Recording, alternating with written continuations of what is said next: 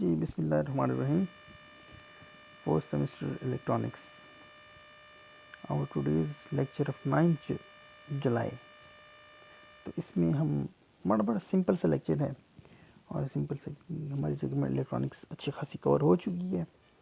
And पे मैं आपको उसका ये भी दिखा लेता हूँ। ये अच्छी खासी चीज़ें कवर हो गई हैं। तो हमने एसी सर्किट्स वगैरह देख लिए, capacitor, inductor, sinusoidal AC waves और पैरेलल रेजोनेंस सर्किट्स वगैरह हो गए। अब जो हमारा टॉपिक है वो है analysis of sinusoidal wave using CRO. अब ये मैं आपको वैसे यहाँ पे वीडियो लेक्चर्स वगैरह नहीं करवा सकता, क्योंकि सीआरओ एक बाकायदा एक बहुत बड़ी इसकी साइंस है। कैसे इसकी क्या है, इसके कंपोनेंट्स कौन कौन से हैं, कैसे इसको यूज़ किया जाता है और फिर इसमें एसी वेव फॉर्म कैसे आप शो करोगे। तो वो सारी चीज़ें आप प्रैक्टिकल में भी देखोगे और एडवांस इलेक्ट्रॉनिक्स है उसमें भी देख लोगे। तो ये एक टॉपिक है, इसको आप यहाँ पर रहने दो। आगे मैं स्टार्ट करता हूँ मेटल्स, इंसुलेटर्स एंड सेमीकंडक्टर्स। इसके बाद वो बैंड थ्योरी, इसमें तो नहीं है, थोड़ी बहुत मैं आपको वो करवा दूंगा बैंड थ्योरी उसमें। उसके बाद कंडक्शन ऑफ सिलिकॉन और जर्मेनियम में कंडक्शन कैसे होती है, फॉरबिडन गैप्स और ये P type material, N type material, और ये ऊपर आपके पास एक सेमीकंडक्टर डायोड आ गया। तो ये अब छोटी छोटी बातें हैं, इसको हम एक्सप्लेन करते हैं। तो इसकी स्टार्ट में आज देखते हैं। आज का जो हमारा फर्स्ट टॉपिक है इन दिस सेक्शन वो होगा रिगार्डिंग द कैटेगराइजेशन ऑफ या classification of materials on the basis of conduction.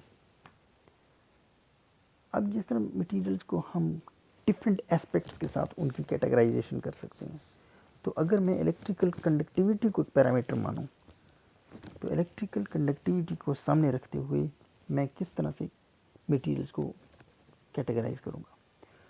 तो बचपन से आप लोग पढ़ते आए हो, आपके पास 3 मेन कैटेगरीज बन जाती हैं: कंडक्टर्स, सेमीकंडक्टर्स एंड इंसुलेटर्स। अब आप में से अगर मैं एक सवाल पूछूं कि इन तीनों में से सबसे काम की चीज़ कौन सी है, थोड़ा सोचो इस पे और अपना जो भी आंसर आता है उसको साइड पे लिख लो। उस आंसर को लिखो और उसके साथ कुछ 1 2 3 आर्गूमेंट्स लिखो कि ये चीज़ मुझे ज़्यादा अच्छी लग रही है, वजह क्या है उसकी, नंबर 1, नंबर 2, नंबर 3, नंबर 4। ये 3-4 रीज़न हैं, इसकी वजह से कंडक्टर सबसे ज़्यादा यूज़फुल हैं, या ये 3-4 रीज़न हैं आपके जहन में आ रहा है इंसुलेटर सबसे ज़्यादा अच्छे हैं, या सेमीकंडक्टर्स की ये 3 रीज़न हैं, 4 रीज़न हैं जिसकी वजह से ज़्यादा यूज़फुल हैं। ये आप लोग एक स्केच बना लो। तो किसी भी इन तीनों में से चीज़ की इम्पोर्टेंस से इनकार नहीं किया जा सकता। हर एक की अपनी अफादियत, अपनी अपनी जगह बहुत इम्पोर्टेंट है हर चीज़। लेकिन इसमें सबसे इम्पोर्टेंट चीज़ वो है आपके पास सेमीकंडक्टर्स। वजह क्या है? वजह ये है कि इसकी कंडक्टिविटी को आप कंट्रोल कर सकते हो। कंडक्टर्स जो होते हैं इनकी कंडक्टिविटी बस एक तार है, उसके अंदर आपने जितने पोटेंशियल डिफरेंस दिया, जो इलेक्ट्रॉन से वो सारे बह के दूसरी साइड पे चले गए। इंसुलेटर है, पोटेंशियल डिफरेंस लगा दो उसके ऊपर, उसमें से करंट बिल्कुल फ्लो नहीं करता। कंडक्टर से सारा करंट गया, इंसुलेटर से बिल्कुल करंट फ्लो नहीं करता। सेमीकंडक्टर से करंट आपको कितना चाहिए, जितना चाहिए उसी के मुताबिक उसकी टोपिंग वगैरह करो और अपनी मर्जी का करंट लो। तो ये इसकी एक इम्पॉर्टेंस थी। चलिए देखते हैं मज़ीद, जब सेमीकंडक्टर्स जब मैं एक्सप्लेन करूँगा तो उसमें आ जाएंगे। अब ये कंडक्टर्स क्या होते हैं? The materials which allow electric current to pass through them is called conductors. Conductors पढ़ा हुआ है आप लोगों ने, आयरन हो गया, एल्यूमिनियम हो गया, copper, zinc etcetera, these are all conductors. इन conductors each atom contributes 1 electron for conduction. अगर आपके पास कोई मटेरियल है 1 सेंटीमीटर क्यूब का, लेट्स सपोज कोई मटेरियल है, तो उसके अंदर 1 सेंटीमीटर क्यूब में जो नंबर ऑफ पार्टिकल्स होते हैं वो होते हैं एवोगाड्रो नंबर, वो बन जाएंगे 10⁻23। अब हर एटम एटलीस्ट 1 इलेक्ट्रॉन कंट्रीब्यूट करता है कंडक्शन के लिए। तो टोटल 1 सेंटीमीटर क्यूब प्लेस में तकरीबन 10⁻23 एवोगैड्रोस नंबर ऑफ इलेक्ट्रॉन्स बन जाते हैं, जो एक बहुत बड़ी तादाद है कंडक्शन की। तो यही वजह है कि कंडक्टर्स में से बहुत सारे फ्री इलेक्ट्रॉन्स अवेलेबल होते हैं जो कंडक्शन कर सकते हैं, एनर्जी को एक जगह से दूसरी जगह ट्रांसफ़र करते हैं। अब ये एनर्जी बैंड थ्योरी जो आगे जाके मैं डिस्कस करनी है मैंने किसी दिन, तो उसके वो थ्योरी आपको ये सजेस्ट करती है कि कंडक्टर्स में आपके पास एक है वैलेंस बैंड। वैलेंस बैंड मतलब आउटर मोस्ट इलेक्ट्रॉन्स का एक बैंड बन गया। अब आउटर मोस्ट इलेक्ट्रॉन्स का एक बैंड है और उसके ऊपर एक थोड़ी सी फॉरबिडन गैप है। ये वो है जहाँ पे इलेक्ट्रॉन नहीं जा सकता, और उसके ऊपर एक है जो बन जाती है कंडक्शन बैंड। कंडक्शन बैंड में इलेक्ट्रॉन कहाँ से जाएगा? डेफिनेटली आउटर मोस्ट इलेक्ट्रॉन से जाएगा, आउटर मोस्ट शेल से जाएगा। आउटर मोस्ट शेल में जो बैंड है वो बन जाती है वैलेंस बैंड। वैलेंस इलेक्ट्रॉन्स को अगर थोड़ी सी भी एनर्जी मिल जाए, और वो एनर्जी इतनी होती है कि ये जो बैंड लिखी हुई बनी हुई है एब्सोल्यूट टेम्परेचर पे, जो दरमियान में फॉरबिडन गैप है छोटा सा ये बना हुआ है एब्सोल्यूट टेम्परेचर पे, एब्सोल्यूट ज़ीरो। डेली लाइफ में, नॉर्मल रूटीन में, डेली लाइफ का जो टेम्परेचर है रूम टेम्परेचर, उस पे ये गैप इंतहाई इतना कम होता है कि इलेक्ट्रॉन इजीली ट्रांसफ़र करके चले जाते हैं कंडक्शन बैंड में, और नॉर्मली जैसे ही आप उसमें से पोटेंशियल डिफरेंस देते हो फ़ौरन ही करंट फ्लो करना शुरू कर देते हैं।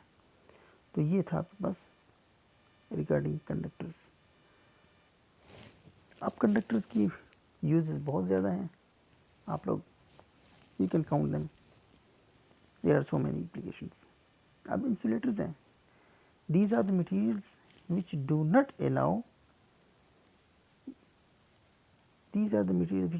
allow the electrical current to pass through them is called insulators। दूसरे वर्ड्स में इसको पुअर कंडक्टर्स भी बोलते हैं। वुड हो गया, प्लास्टिक हो गया, रबर हो गया, and there are so many things. अब insulator offer almost 1 electron per centimetre cube. 1 centimetre cube की कोई तार है, कोई आपके पास मटेरियल है, वुड है हो गई, प्लास्टिक हो गया, रबर हो गया, कपड़ा हो गया, कोई भी इंसुलेटिंग मटेरियल है, तो 1 सेंटीमीटर क्यूब में एक इलेक्ट्रॉन आपको अलाउ होता है कि हाँ भाई कहीं ना कहीं से वो फ्री इलेक्ट्रॉन मिल जाता है। वो कहाँ से आता है? वो क्वांटम मैकेनिकल ट्रीटमेंट में वो एक टनलिंग इफेक्ट है। हाँ, टनलिंग इफेक्ट वो मॉडर्न फिजिक्स में एक चीज़ है, वो मैं आपको बताऊँगा कि क्या होती है। तो तकरीबन 1-2 इलेक्ट्रॉन आपको मिल जाते हैं, लेकिन ये इलेक्ट्रॉन इतने कम हैं कि कंडक्शन नहीं होती इससे। अब एनर्जी बैंड थ्योरी के लिहाज से अगर इसको देखें तो एनर्जी बैंड थ्योरी में वैलेंस बैंड वो बैंड जहाँ पे इलेक्ट्रॉन्स आउटरमोस्ट लेयर बनाते हैं, आउटरमोस्ट शेल होता है। अब उससे अगर ये जाना चाहे कंडक्शन बैंड में, तो एक फॉरबिडन बैंड है और बहुत बड़ा बैंड है। अब इसको क्रॉस करना, यहाँ से जंप करके ऊपर जाएगा तो इसको बहुत ज़्यादा एनर्जी चाहिए। वो एनर्जी नॉर्मल हालात में इलेक्ट्रॉन को नहीं मिलती। तो दैट्स वाई ये जो होते हैं ये पुअर कंडक्टर होते हैं। Huge gap for electrons to overcome. एक इलेक्ट्रॉन को ओवरकम करने के लिए बहुत बड़ा गैप होता है जिसको वो नॉर्मली नहीं कर सकता। अब सेमीकंडक्टर्स बड़े ज़बरदस्त मटेरियल हैं ये। These are the materials whose electrical conductivity between conductors and insulators is called semiconductors. Silicon, germanium, these are the example of semiconductors. इनकी कंडक्टिविटी कंडक्टर से कम होती है लेकिन इंसुलेटर से ज़्यादा होती है, और इनकी कंट्रीब्यूशन पर सेंटीमीटर क्यूब भी होगी, वो होगी तकरीबन 10⁻10 से लेकर 10⁻12 तक conduction electron per centimetre cube. अब रूम टेम्परेचर पे इतने इलेक्ट्रॉन भी अगर आपके पास हों तो वो भी ऐसा ज़्यादा कंडक्शन नहीं कर सकते। तो रूम टेम्परेचर पे आपके पास सिलिकॉन और जर्मेनियम, ये दोनों तकरीबन इंसुलेटर की तरह बिहेव करेंगे। अब इसमें फिर मज़े की बात क्या है? चलिए मज़े की बात मैं आपको बताता हूँ। लगे इसमें अब कंडक्शन बैंड देखें। एनर्जी बैंड थ्योरी आपको बताती है कि सेमीकंडक्टर्स के दरमियान जो वैलेंस बैंड और कंडक्शन बैंड के दरमियान जो फॉरबिडन बैंड है, इसका गैप इंटरमीडिएट है। ये गैप इंसुलेटर से बहुत कम है लेकिन कंडक्टर से ज़्यादा है। कंडक्टर में गैप इतना है कि नॉर्मल रूम टेम्परेचर में इलेक्ट्रॉन ऑटोमेटिकली शिफ्ट हो जाता है कंडक्शन बैंड में और कंडक्ट करता है। लेकिन यहाँ पे फिर भी उसको कुछ ना कुछ एनर्जी चाहिए कि वो कंडक्शन बैंड में जाए। तो प्योर सिलिकॉन और जर्मेनियम जो हमारे पास है, उसके इलेक्ट्रॉन्स को थोड़ा कुछ एनर्जी चाहिए तो वो वैलेंस बैंड से कंडक्शन बैंड में जाएंगे। अब यहाँ पे बात आती है जो सबसे इम्पोर्टेंट बात है, मज़े की बात, इसको पहले भी बता रहा था आपको कि इसकी इनकी जो कंडक्टिविटी होती है वो बढ़ाई भी जा सकती है, कम की जा सकती है, डिपेंडिंग ऑन द डोपिंग।